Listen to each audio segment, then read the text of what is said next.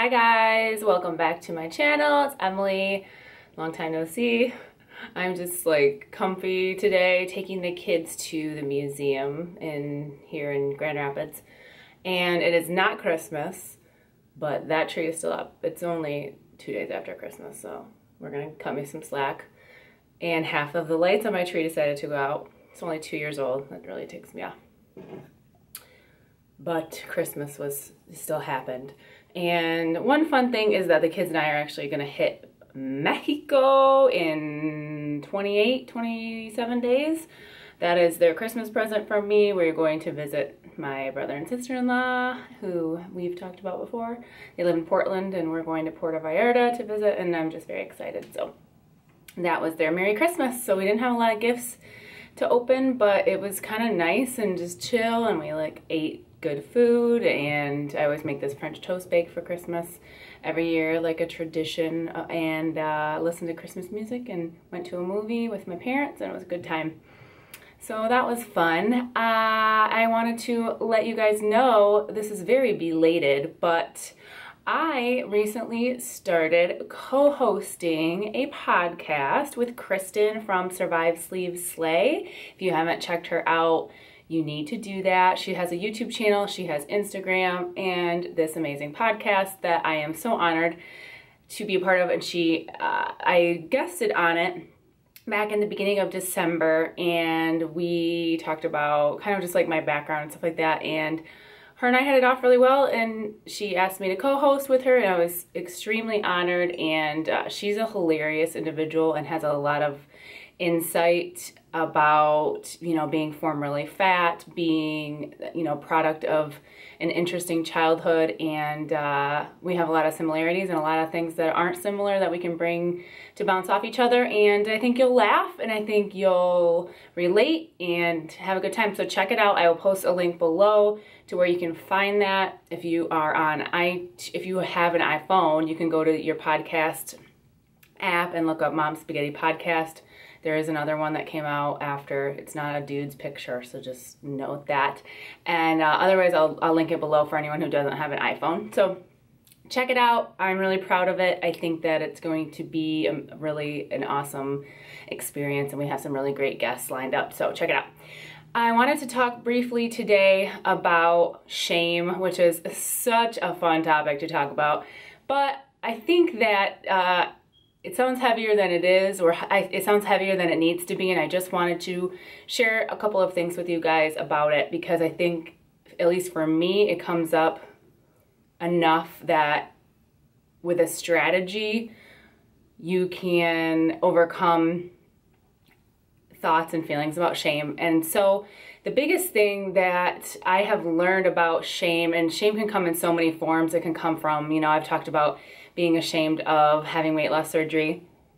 I have talked about, you know, having shame about, you know, different things in my parenting styles, yelling at my kids. I have some shame about not owning a home at this point in my life and not having my crap together enough to do that. I have shame about not, you know, having a partner in life, although, you know, a lot of those things have changed over time, and I don't feel shame about them anymore, because I have grown and I've accepted, you know, my life as it is. And if things work out and come along and I'm doing the things that I need to do, that's great. It's just going to enhance my life that much more. The biggest tidbit I have learned about shame was from Brene Brown, and it's in the book, The Gifts of Imperfection. I will link it below for you if you want to check it out. Amazing book to read. I think every person on the planet should read this book, because there's just no way that we don't all suffer from this in some way or another. But she talks about the way to combat shame is to bring things to light. And the biggest example I have of that is this channel. And, you know, this channel started out as, I wasn't sure. I knew I wanted to do YouTube, and I knew I wanted to help people. I wasn't sure if I, you know, wanted to do makeup, because, you know, sometimes people ask me about makeup. I wasn't sure if I wanted to do some sort of advice videos, not knowing, like, what kind of advice anyone would want to hear from me. So I started out, you know, with, like, a heartbreak video, going through a breakup, and then At one point, after making a few videos, I decided I was going to share my weight loss surgery story, which I never anticipated sharing because I didn't want to like get locked down to just having like a weight loss surgery channel. And I also felt so much shame about it. I've talked about this in the past. Everyone didn't know that I had had weight loss surgery. So many of my, friends and family and like extended like Facebook, people, friends did not know that I had had surgery, and I knew I'd probably have to share the video on my channel if I wanted anyone to watch it. And so I made that video, and it has, close to 100,000 views, obviously, from tons of different people, not just my family and friends, but initially it was a lot of views from close friends and family that were very supportive. And I realized like we have those fears about those naysayers in our life who are going to say, well, you took the easy way out, which to this day, no one has ever said that to my face, to be honest. I'm sure I've had people that have like hinted at that or, may have thought it and kept their mouth shut about it. But I've never had anyone look me in the eye and say it's the easy way out. And if you've had surgery, that's not true. I just want you to know and want you to feel comfortable about anything in your life, whether it's surgery, whether it's, a bad choice that you made. I've made terrible choices, you guys. Slippery slopes that I have gone down, not ever anticipating that I would have made that choice, but then ended up making it and so regretting it, and so had things that could have come about and hurt people from those choices that I've learned so much. And I just realized like all of us have crap. All of us have residual baggage that we have. We have people that we have hurt intentionally or unintentionally. I don't intentionally going around hurting people, but I have hurt people through my actions. We all have made choices in our lives that aren't perfect. We all have parenting mistakes. We all have relationship with mistakes. We all eat poorly, at least on occasion. Some of us have substance abuse issues. Some of us have just plain mental health issues. No one is without, blame. No one is a perfect, clean slate.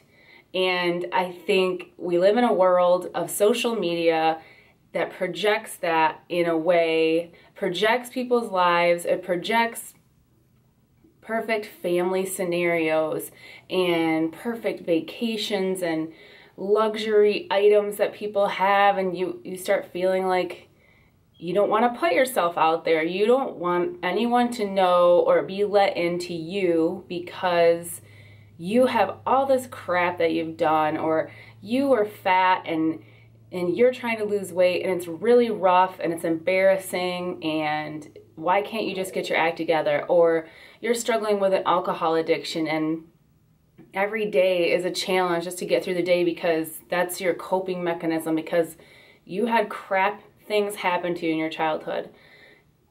And you have to just know, like, everyone has stuff. And the more that you put yourself out there and be protective of yourself, you don't have to tell the world, you don't have to do a YouTube channel to get rid of this shame. The thing is you just want to share it with someone, whether it just be a therapist who can really help you combat that stuff. I'm telling you, like, just sharing it with a private, in a private setting for an hour with a mental health individual. You don't have to unpack all your baggage. You just share what you need to share. They will really help take that shame out of it for you because they have seen it all themselves. Just, find someone to share it with. Even maybe just journal it and burn it later if you have to. That in and of itself can bring light to something and just help let it go. So if you're holding on to that stuff and you struggle with weight or you struggle with addiction, it's not going to help you to hold on to it and bury that stuff, guys. I'm telling you, it's toxic for your system. It's toxic. It's just completely toxic. And the more that you can get it out and the more that you can share it and find a way to help others with it, whether it be on a very small scale, whether you tell your daughter some experiences that you had so that she watches out, or whatever it is, it can help someone and it will help you immensely, and it will help you forgive yourself for whatever that crap is. So I'm telling you from someone who has made some sucky choices and who lacks discipline a lot of times. And I'm working on it, and it's happening, and it's a day-by-day, minute-by-minute process. So I don't want you to forget that. I don't want you to get caught up in those hidden secrets and things, because they're just very damaging. So this is like a more serious video. I'm sorry. I just have felt like for a while I wanted to say that. I highly recommend reading that book and getting your hands on some materials that, you know, will help you through any like shame and manifestations of that. Also, Brene Brown has the initial, you know, you may have seen it already. It's like one of the most famous TED Talks out there. I will link that below too if it's available. I'm sure it is. And watch that. It's not very long. Well worth it. She's a shame researcher. So check it out. She knows what she's talking about. She's dealt with shame herself. I just think that y'all should check it out. I just wanted to talk with you guys about that. If you like this video, please give it a thumbs up. Please go like my podcast, or what do? You subscribe. Go subscribe to the podcast, listen to the podcast, leave a rating, please.